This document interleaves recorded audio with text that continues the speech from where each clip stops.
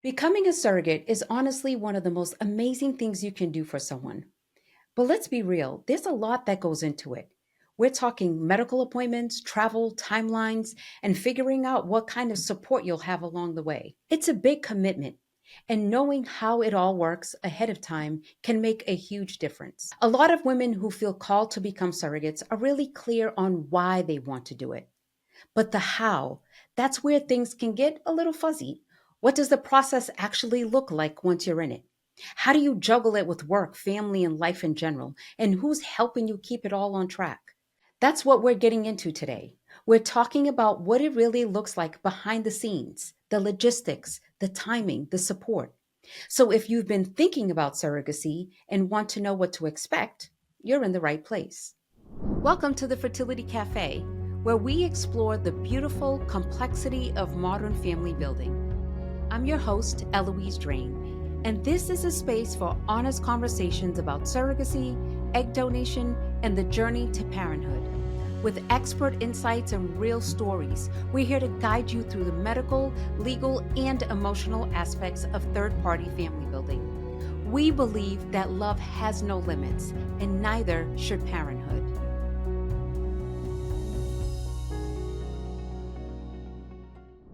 Welcome to Fertility Cafe. I'm your host, Eloise Drane. In today's episode, Surrogate Logistics, Travel, Timelines, and Support, we're diving into the practical side of surrogacy, what the journey really looks like from the start to finish. We'll break down how surrogacy works from the initial screening and matching process to medical protocols, travel expectations, and what the typical surrogacy timeline looks like. We'll also talk about the support you can count on throughout the experience because no one should feel like they're doing this alone. Whether you're seriously thinking about becoming a surrogate or just starting to explore the idea, this episode will help you get a clearer picture of what's really involved and what life might look like during the process. Joining me is April Whitford, Journey Manager at Family Inceptions. April has helped guide hundreds of surrogates through their journeys and knows all the ins and outs of how it works. She's here to share what really happens behind the scenes and help bring clarity to all the moving parts. So, welcome, April, to the show. I appreciate you being on here. Thank you. It's a pleasure to be on the show. So, before we dive into the logistics, let's start with a bit about you. Well, I've been with Family Inceptions since actually, this month it's actually a decade in one form or another. This sounds so. Oh no, I'm playing. Go ahead. I was saying April of 2015. My current role is as a journey manager, working with the surrogates and the intended parents and that kind of stuff. And I've been doing that since a couple of months before COVID. I have LMSW from Florida State University. I've been doing family building now for 25 years. Actually, this year will be 25 years. And there's not a part of it I haven't touched. Foster care, relative placement, adoptions, surrogacy. I did a brief stint in domestic violence. Like, I've done all the things. And then personally, been married for 22 years, and I have 3 kids, one of whom is about ready to go off to college and leave the nest. They come back though, so I keep telling you they come back. So over the years, you've obviously worked with so many surrogates through the different stages of the process. How has that experience shaped your understanding of what really matters most when it comes to preparing someone for the journey? To remind people that this is a marathon and not a sprint. If there is one thing I could tell any surrogate coming in is be patient. This is a process that is not going to be over in 30 days or 60 days. It is literally 18 months. And there's going to be a lot of pieces where you're going to be, hurry up and wait. Hurry up and wait. And if you're going to come into this space, just have a lot of patience because there's so many moving pieces that we got to get through. Yeah, most definitely. So let's kind of start from the beginning, right? So somebody comes into Family Inceptions or they go into another agency.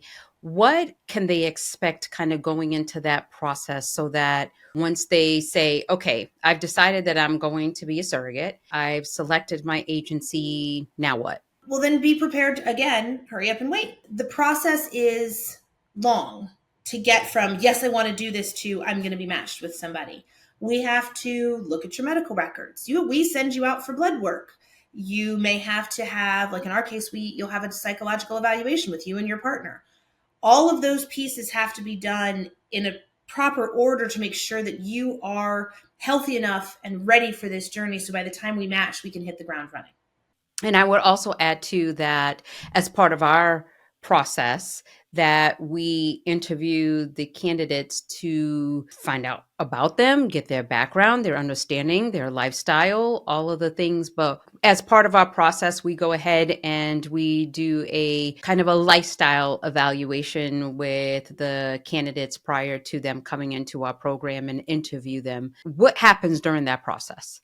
Basically not unlike what we're doing here. We sit down and talk about every aspect of your life. In fact, I will tell surrogates when I interview them, if you were going to give me your kids for the next 10 months, you'd want to know a lot about me, wouldn't you? It's the same concept. I want to know, what's your relationship like with your husband? What's your relationship like with your friends? Who's going to be the person you call at 3 a.m. if you need somebody to watch for your kids? What does your job think about all of this? Are they going to be able to let you go to appointments?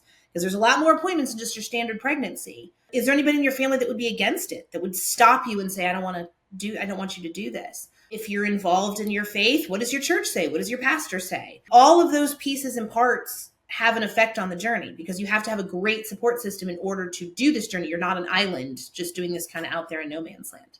Okay, so we've gone through this interview, we've completed the psych eval, we've done the insurance verification, we're all set, we're ready to go, and then it should be matching, right? We should be jumping right into the matching process. The first thing we do is we sit back and we look at your application. We look at all the things that are important to you in this match. What kind of person do you want to be matched to? Or do you have a preference? What are your preferences on if you want to have a midwife? Do you want to have an OB? And we get into some delicate subjects too, like termination. Like, what would happen if something happens, it goes wrong with the baby? Or what do you want to have happen if something happens with your own life? What happens if you get pregnant with twins? We look at all those pieces and parts down to, do you want to text with your intended parents once a week, or would you rather just see them at various appointments and that's the end of it? Do you want to be besties when the journey is over, or you want somebody who's like, hey, thanks for the baby and we're out? All of that has to do with matching. There was a commercial back in the early 2000s, and it was a dating commercial. It was, this guy was like, we match you based on 14 points of compatibility. And he was very used car salesman, but it's an actual thing. Like, we do this, we look at all these pieces and we talk about it and we talk about it and we talk about it and we talk about it some more. And then we land on one person for you. We think, okay, this is going to be your intended parents. They line up with everything you want. Everything looks great. We show you their profile. And then you get to read all about them. You get a letter from them, pictures about them, everything that has to do with. And if you like them, then we send all of that vetting we've done, all the medical records we've pulled, your application, that psych eval, all those things, we send them to your clinic. Because it's not just them approving you or us approving you. There's a whole other set of medical professionals that have to approve you. And we do that in advance of matching to make sure that when we get to match, we're ready to go.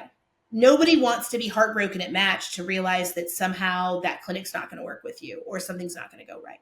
And then we wait 2 and 3 weeks and the clinic comes back and says, yep, we'll work with her. And then we send the intended parents your profile with your letter and your pictures and this huge 400 question application that you do.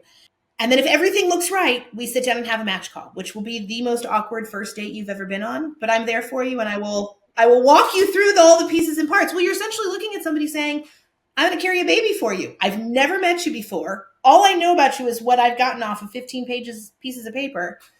But here, let me take the most valuable thing you've ever created, and I'm going to carry it for you for 9 months. I mean, does it always work the first time with the match? When we look at candidates with intended parents and we do the call, does it always work? Well, if I can brag on us a little bit, 98% of the time it has. I've only ever had 2 matches in 6 years that did not fly after the match call. And let's talk about why it's important that we do this lengthy process with making sure that the surrogate and the parents, that it's a good fit. It's viably going to be one of the most intimate journeys you'll ever be on, just like your marriage, your relationship with your children. It's this infinite entanglement between you and them that you better be on the same page about a number of things or it's not going to go well. And do you want to spend 18 months of your life going on this journey with people you don't care much for or that you don't line up with? Or worse, they may ask you to do something that you're not comfortable doing. It's not just, oh, this surrogate's ready, this set of intended parents is waiting, let's push them together and make this match. It's important to put that together in the right way to make sure that those 18 months are as smooth as we can be. That if there is a hiccup or a speed bump or something worse, we have all the pieces and parts in place that everybody's going on the same page. Everybody's already kind of predetermined what will happen if we hit those various speed bumps. And that makes things a lot better for the surrogate, for the intended parents, for me as the journey manager, all the things. And ultimately the baby too, because the whole point is to be able to have someone who is as healthy as possible to give that baby the best chance of being in a healthy environment and coming out healthy and whole. We all know now, like there's all these studies coming out about what stress does to the body and what stress can do to a pregnancy. Mm-hmm. And if you're in a good relationship with your intended parents, that's one less stress you have to worry about. Yep. Absolutely. So once someone is matched, how long does it usually take to get to the embryo transfer? Because, everybody is just like, yeah, we're matched. Let's go. There's a few pieces and parts that you have to kind of get through because a lot of it are like, okay, we're matched. When do I start meds? Roughly 90 days from now. My goal is always match to delivery in roughly 12 to 15 months. We do want to push it through fast. We don't want to lollygag around. But I would say healthily 90 to 120 days from the day you match to embryo transfer. And that's all things being equal. Clinics are ready to go to do medical screening. The attorneys are on point. The minute we get legal clearance, we're ready to start meds, all of those pieces and parts. But I would say healthy 90 to 120 days. So what kind of things can slow down the process? Your period. We have medical screening centers around a woman's cycle. So if we match you and you're like, hey, I'm on day 6 of my period, we got a whole month to get through day 1 for your next one. If a clinic says, hey, we want her to come to us versus being able to do it local. Attorneys, they go on vacation. They have their lives. They do those things too. And attorneys that work in this field are so specialized that there may only be 1 or 2 attorneys per state. So then they're handling all of those state surrogates and all of those states' intended parents, along with birth orders that come after you're pregnant. That's a whole nother piece of the equation that comes after the transfer and after the pregnancy started. So you've got to wait on them to sit down, look at pieces and parts, that kind of stuff. Then people don't think about, like, today I solved a problem with a surrogate who didn't get her medication because there was horrific thunderstorms and floods where she lives. Well, then we had to rally and find her meds in another place. Sometimes those can slow things down. So Mother Nature can slow things down if she feels like it. Mm-hmm. Obviously you alluded to the whole travel. What travel might be involved during, the stage, and how does it normally get handled? Who pays for it? Who makes the arrangements? All of those specifics. So you'll travel at least once. No matter what, you have to go to the clinic to do the embryo transfer. It's easier for me to move a person than it is for me to move an embryo. So I can put you on a plane without too much of a problem and send you to the clinic. Some clinics require you to go twice. So once for a medical screening to make sure that you're healthy enough on the inside to do this. And then again for the transfer. Other clinics, it's just for the transfer. They'll let you do your screening locally. And that is clinic specific. So if I have somebody who calls me and says, hey, I only want to match with a clinic that will only make me travel once, that's a thing, but then it excludes some clinics. As far as travel goes, your journey manager should be your everything, including your travel agent. So when I have a surrogate that says, okay, I'm going to travel from Charleston, South Carolina to Atlanta, Georgia, and I'd like to fly. I make your flight arrangements. I make your hotel reservations. I set you up on an Uber, and then I pay for it all up front so you're not waiting to be reimbursed, which I don't know about. Again, I'm partial to Family Inceptions for obvious reasons, but I take care of all of that for you. I even send you cash ahead of time for your food. So you don't even have to worry about submitting receipts like, oh, I ate at, Joe Schmo's diner and I have this receipt for $21. How do I get reimbursed? Oh no, I've sent you cash ahead of time. Make sure you can eat while you're there. So we take care of all of that for you. We'll take care of everything, including your food. All you have to do is show up at the airport, get on that plane, go to the transfer, and come home. Mm-hmm. Or potentially screening and transfer, but either way, whether it's the screening or whether it's the transfer, all of that is happening, even if it has to happen multiple times, because unfortunately, doesn't always mean that the first embryo attempt is always going to work, right? And sometimes you have to go back a second time and possibly a third. But for the most part, we like to live in the whole, it's going to work on the first time. Yes, yes. I mean, all of us in this perfect world that we create in our minds would love to, but the reality is it's not always that case. So, and the whole thing is to just make sure that people are prepared with all of the different pieces, like you say, pieces and parts to this whole entire process. So, Well, and that's one of the things we talk about during that big interview in the beginning is all of these pieces and parts, because it's not just let me learn about you. It's here, let me give you some information about this journey you're going to embark on. Because you can read the horror stories and you can read the perfect endings, and your journey may show up somewhere in between. And you've got to be ready to pivot on a dime. Hey, the clinic wants to see you tomorrow morning for another lining check to make sure that new medication's working. That means you've got to go to the clinic. It's not like, well, I don't feel like it, or hey, that kind of stuff. You've got to have some flexibility and you've got to be able to roll with the punches. yep, absolutely. And unfortunately, it's not always predictable as much as we think it is sometimes. We want it to be, but I can't say that it's been always predictable. And let's talk about medication. What's the typical medication schedule like leading up to transfer? I could put 6 doctors in a room and come out with 6 different protocols. I will do my best to kind of shoot. And that's the whole point that I want people to know, like there is no one set protocol. No, the amount we don't know about what works for one woman and what works for another woman could fill books. It is definitely an art, not a science. And like I said, I have multiple surrogates that have done multiple journeys with different clinics. And I hear, oh, my first clinic only put me on estrogen and then progesterone, but this clinic wants to put me on Lupron. Are you sure it's going to work? Yep. I'm positive. Everybody has their own protocol. For the most part, you have 2 different protocols. One is a Lupron cycle and one is an estrogen cycle. A lot of clinics will use Lupron. It's an injectable med, goes in your tummy, stops you from ovulating. You'll be on that for a couple of weeks, and then you start taking estrogen. It gets the lining of your uterus nice and fluffy.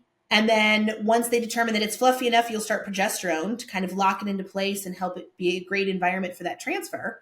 And then you go for transfer. An estrogen only one just lops out the Lupron. A lot of clinics, though, they like to use birth control pills too to kind of plan for everything. We have surrogates that even are on birth control pills even if their husband or their partner's had a vasectomy, or they've had their tubes tied. I have one young lady who has no tubes at all, and she's on birth control pills, not because we think she's going to get pregnant, but it helps prevent ovulation, scheduling, that kind of stuff. So don't be surprised, even if you come to us and say, I'm done, I had my tubes tied, my partner had a vasectomy, I'm not having any more kids. And I look at you and go, so what kind of birth control you want to be on? So it's all part of the process. And the medications can come in different forms. That's the other thing is Lupron is almost exclusively an injection. It's sub-Q. It's in your tummy. It's a little tiny needle. Estrogen can be pills, patches, injections again, some combination therein. Progesterone usually comes in an intramuscular injection. It's the injections that people talk about going in their butt that nobody likes. Some use suppositories, some use a combination therein. You may be asked to be on antibiotics. You may be able to ask to be on steroids. And if that doesn't work, you may have to, if that doesn't work for a first transfer, they may put you on a trigger shot, help you ovulate, and then start on the meds all over again. There's no one set protocol, but it could be some combination therein. To be all rapidly confusing about the whole process, there may not be one. Just expect Yeah. all of it. Yeah, exactly. What's one logistical aspect of surrogacy that often gets overlooked or catches people off guard? The amount of appointments that you have to have just to get ready for the embryo transfer and then afterwards. Why do they need to go look in my uterus every 38 hours? The constant lining checks. I work with a clinic out of New York that you get seen weekly for an ultrasound and a lining check from the beginning of meds to 12 weeks post or 12 weeks into the pregnancy. And it is every week. And people don't realize that there's just going to be a lot of appointments. It's not just take all these meds, do the transfer, pee on a stick at home. Ooh, I'm pregnant. And then you go to the OB and everybody's happy. It is a ton of appointments and all of that. So that's the one thing I think that takes a lot of people by surprise is how many appointments there are going to be. You talked about earlier in the beginning that when someone is considering surrogacy and how much support is so important. What kind of support do surrogates usually need? And where does the support come from? You need support everywhere. At home, you'd want you, if you're in a partnership or married or something like that, you want your partner to be on board. Quite frankly, you're going to be hopped up on some hormones and they better know that that's coming. They also need to make sure that they're going to be supportive during a pregnancy. You need to have support in your surrounding areas because like I said, what happens if at 3 a.m. you have to go to the hospital? If your mom is not okay with you being a surrogate, is she going to show up to watch your kids at 3 o'clock in the morning because you've got to go to the hospital? So you've got to have family support, church support, whatever support that you need in your daily life. As far as medical support, that's going to come from your clinic. They're going to be the ones that you call and go, I have this really weird place I need to put this shot. Can you send me a video on where to put this shot? Or is this a normal side effect for estrogen? What are my results from this blood work? My beta is 0. What does that mean? When do I stop the meds? When do we try again? Then, as far as an agency, my rule is if you will be pregnant, I will take care of everything else. And if you need somebody to talk to because your best friend doesn't understand what you're going through, you can call me. I can sit down and talk to you and say, hey, I know this is a situation and it's rough, and let's talk about this. Or if your husband's like, why do we have to keep giving you all these shots? Yep, you can call and vent and get support and all of the pieces and parts.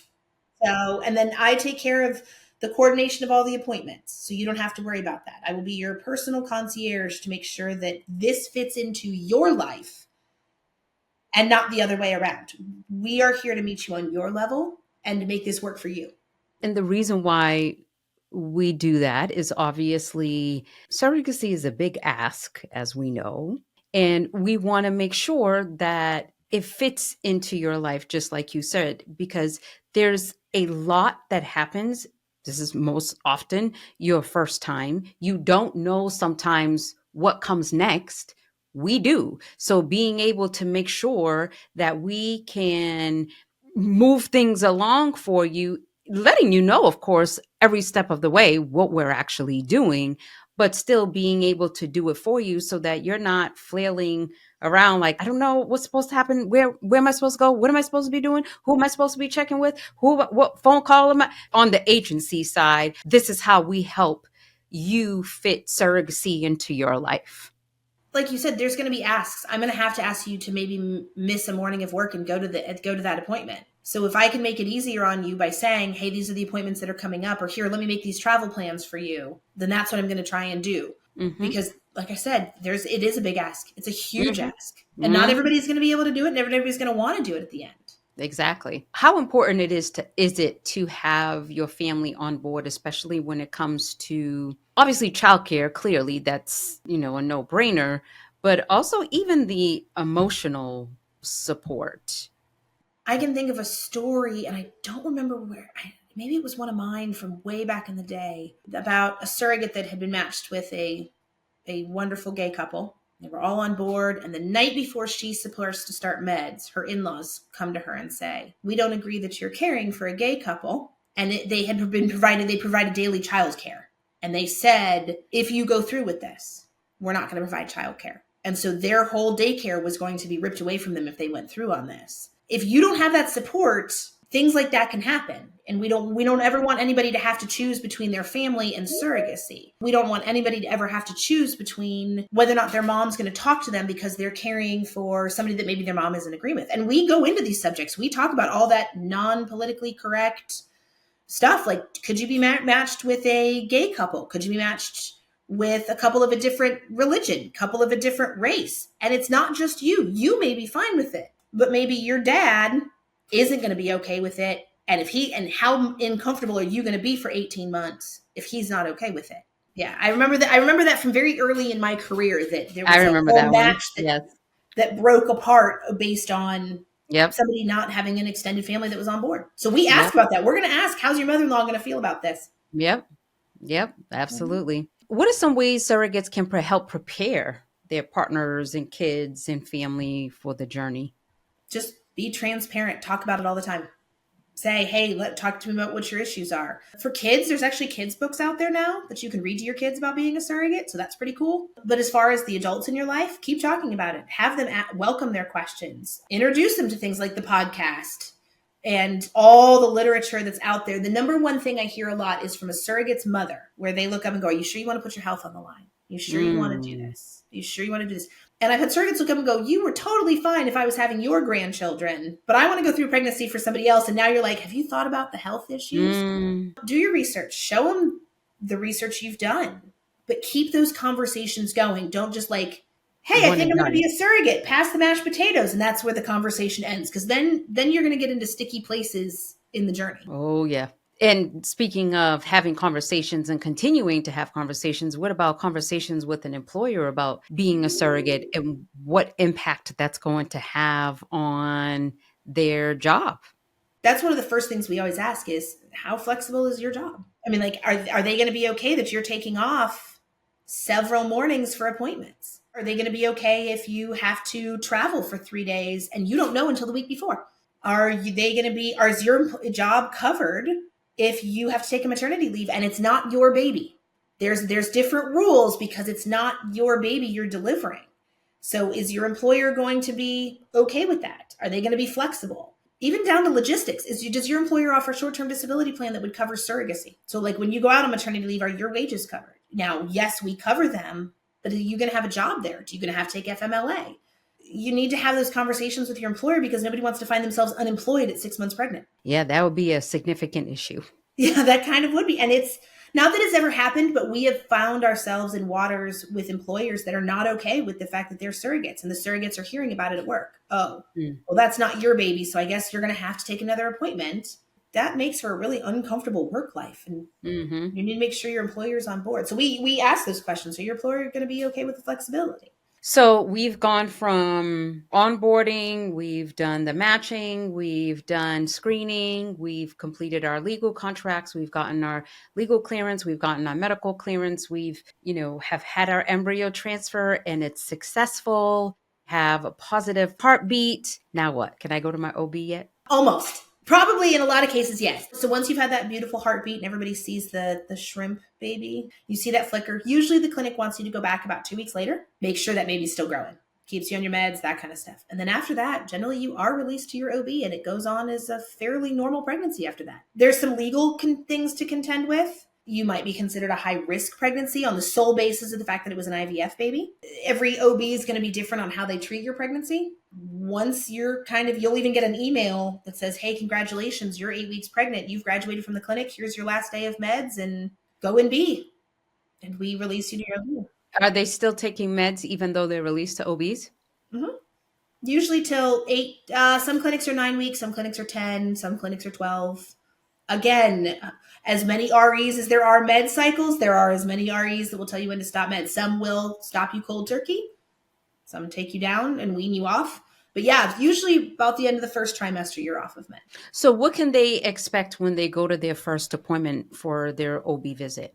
Probably the same as they would in their normal pregnancies, like a pregnancy that occurred out in the wild. Family history, you may have the intended parents be on FaceTime or visible. They may do an ultrasound for their own records to as a starting point. Usually they'll do more blood work. Make sure that you're not anemic. They may do NIPT testing at this point, prenatal testing, but basically what you would have at a typical pregnancy out in the wild. What's different is that instead of saying, oh, this child was conceived, this is my last menstrual period, it's my husband and I's genetics or my partner and I's genetics, or, this is our genetics.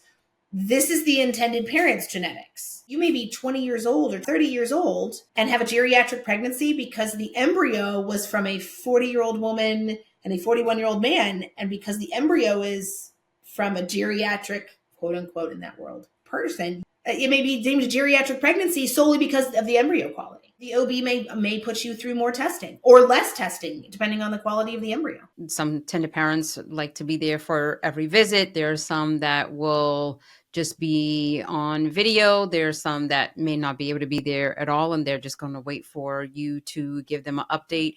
What about paperwork and records and things like that? Well, one, you're not carrying your own baby, so you're going to have to sign some releases for some people. One, the agency, because I'm going to follow along, want to make sure that if there is anything coming down the pike, we see about it, and we can put mental health therapy in place. Is there something wrong with the baby? Something wrong with the surrogate? But you're also going to want to sign releases so the intended parents can call in and ask the OB about what's happening with their baby. Because yes, it's your body, it's their baby, so there's going to be two separate people involved. It's your body, their genetics, their baby. They're going to want to know. And maybe your blood pressure is a little high. Okay, you ran in from the car, whatever, and the intended mother wants to have a conversation with the OB about that. You need to sign a release to make sure that your intended parent can talk to the OB about how Pat looks during the pregnancy, if there's any issues. Maybe the NIPT test comes back and one of the values is off. The intended parents may have questions. You're going to they're going to want to talk to your providers as well. What about being able to work with my OB that delivered my kids versus do I have to work with an OB that the intended parent selected? No, you can work with your own OB. At least we allow for it. You can generally work with your own OB only without getting into weird insurance waters. 90% of the time you can work with your own OB and deliver at the hospital that you're used to be delivering at. Like I said, there's some differences in there, but for the most part, you work with your providers, the people you're comfortable with. So let's talk about what kind of insurance they get, how insurance actually works, because obviously we get a lot of people from with all kinds of different insurance to no insurance at all. So how does that actually work? If you come and say, hey, I have insurance, we're going to verify that your insurance is good for surrogacy, because not all insurance will cover a surrogacy pregnancy. Again, subrogation and liens, if it's not going to cover, we need to know about that. If your insurance isn't going to cover it, or you don't have insurance, or you're on Medicaid, or you have a child on Medicaid, so you get Medicaid by proxy, we need to find another plan for you. You can't have a pregnancy and not be insured. That's like a no-go. We may find you an ACA plan. We may get you a specialty plan. We may find another way to make sure that you have health insurance coverage for a pregnancy, because we know that is one of the primary ways that people have healthy pregnancies, is if they have the ability to go to the doctor and go access that care. And that comes in the States through health insurance. What about protective policies? When you sign on to be a surrogate, because it is a health risk, we also get you a life insurance policy, an accidental death that covers you right now. I think it's up to $750,000. So if you die as a result of this pregnancy, your spouse, your partner, your estate get $750,000. It also covers if you end up having to have a hysterectomy. It will cover if you become permanently disabled. It covers if you have an allergic reaction to your meds and end up in the hospital and need somebody to cover those medical bills. So we put a lot of protective policies in place to make sure that if something goes wrong, we can at least account financially for it. And that's a part of every surrogacy journey from the beginning, is to make sure that the surrogate, because she's the one putting her health on the line, is also covered. Absolutely. So we're released to the OB, pregnancy is going well, but I want to make sure that once I have these babies or this baby, that they're not coming home with me. Sometime around the end of the first trimester, between the end of the first trimester and the anatomy ultrasound, we start another legal process. We reach out to the attorney in this state, usually it's the surrogate's attorney, and say, okay, we need to start a parentage action. And basically, to boil it all down, it legally says that when that baby is born, it's not yours, it's the intended parents. And it tells the hospital in vital records, this is their baby, not mine, and I'm not taking it home with me. It's a very involved process. We have to get affidavits from everybody. It takes months to put together, to boil down to not my baby. Mm-hmm. Theirs. Yeah. And you do, obviously, you and your partner, if you're married, are definitely involved. You have to sign paperwork. You have to kind of follow along, because you can't just not do your part. You have to do your part on this and in a timely fashion. Mm-hmm. So you don't want to not, or just allow it to just sit there when you feel like it. Oh no, that's a lot of my follow-up is like, hey, did you get that piece of paper? I'm a notary in South Carolina. I've actually driven to surrogates' houses and notarized paperwork to make sure it gets done and I can bring it back. All full service over here. But I've set up with electronic notaries so I can pin them down and say, you've reviewed this, you're notarizing it on this date. We can make sure it gets done, because any lapse in that paperwork, and you run the risk of the hospital telling you that's your baby. Mm-hmm. And then there's a whole slew of other problems that can happen. Yeah. And we don't want to walk those problems down. So, no. And now, okay, so we've done the parentage orders, we've gotten all that, and we're now into our third trimester. Any birth plans and preparation things that we need to be doing? Yeah, we got to tell the hospital that there's going to be a whole other family involved in this. Again, this is not the surrogate's baby. And we need to make sure that the intended parents can be present. So generally around 32 to 34 weeks of pregnancy, I start calling the hospital.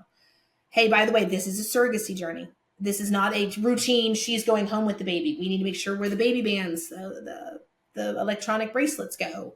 That doesn't need to be on the surrogate and the baby. That needs to be on the intended parents and the baby. The intended parents need to be able to stay with their baby. They need to be able to have a room, because that surrogate and that baby are no longer connected. The minute that baby takes its first breath, It's no different than if I tried to put my kids in a room with you. The HIPAA laws, again, those babies are divided. We want to make sure that the intended parents are treated with the respect as well, that they are the parents. We run afoul a lot of hospitals who will, oh, it's an adoption. No, it's not an adoption. This is their child. This is their biological child. It happened to be with somebody else for gestation, but this is their biological child, and they need to be treated as such. Mm-hmm. What about for how the birth goes? Who has the say? The surrogate first. She's the one in the most vulnerable position. She can look up and say, yes, I want people in the room. No, I don't want people in the room. If something goes wrong, we always default to the OB. If the OB looks up and says, okay, we got to do a crash C-section, nobody's allowed in the room. Okay, well, then that's how it is. And okay, we're on. But past medical professionals, the surrogate. She's the one pushing the baby out. She's the one that's got to have pain control. If she wants to swear a blue streak and she's worried the intended parents are going to be offended, so she wants to kick them out, then that's her right and privilege at that point. Mm-hmm. So hopefully we put all these matches together that by the time we get to delivery, nobody's being kicked out of a delivery room for non-medical reasons. Labor and delivery is a very personal, vulnerable place, and we want to make sure that surrogate's taken care of at all cost. So any final words to someone considering surrogacy, and you've gotten to a point where you're just like, yes, I want to do this. This is the most amazing thing. And I really want to make this happen. And then all these middle pieces and, okay, now I'm ready. Do you have any last parting words? The patience is worth it. If you can have the patience to get through it, the end result is phenomenal. I have gone to 2 deliveries, and it was by far probably one of the most amazing situations I've ever seen. If you can hang on through the boring and the hurry up and wait and all the meds and did the attorney get back to you? Is the clinic going to do this? When you hand over that baby to that intended parent and you realize you just made a family, it's worth it all. All the 18 months and the shots and the frustrations and all of it. Because you just got to make a family in the most intimate way that most people don't ever get to experience. And you got to do that. Is all of it worth it? 100%. But yeah, have the patience because it's worth it. Absolutely. Well, thank you, April, for coming on and sharing our process with everybody. Sure. I appreciate you having me on. It was fun to talk to you about all of the ins and outs. All right. Well, I appreciate you. Thank you so much. Thank you. I hope today's conversation gave you a clearer picture of what the surrogacy journey really looks like, beyond the emotional side and into the practical, everyday details. When you know what to expect, it's so much easier to step into the process feeling confident and supported. If you'd like to learn more about surrogacy logistics or connect with us, visit familyinceptions.com. You can also watch the full video version of this interview on our YouTube channel. And remember, love has no limits. Neither should parenthood. Thank you for joining us at the Fertility Cafe. If you found value in today's episode, please subscribe, leave a review, and share with someone who might benefit from this information. You can find show notes and resources from this episode in the description or visit thefertilitycafe.com for more information.